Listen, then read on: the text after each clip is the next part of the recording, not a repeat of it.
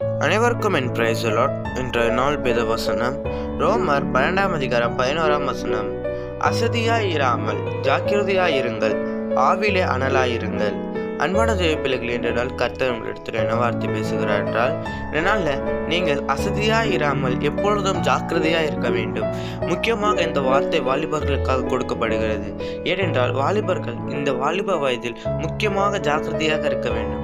ஏனென்றால் பிசாசானவன் வாலிபர்களை கொண்டு போகிற நாட்கள் இது. இந்த வாலிப நாட்களில் தான் பிசாசானவன் அநேக வாலிபர்களை வஞ்சிப்பான்.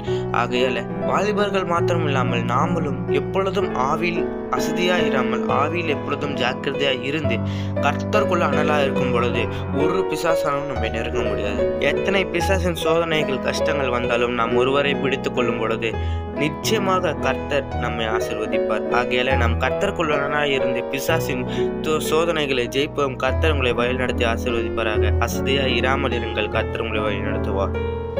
ஆமேன்.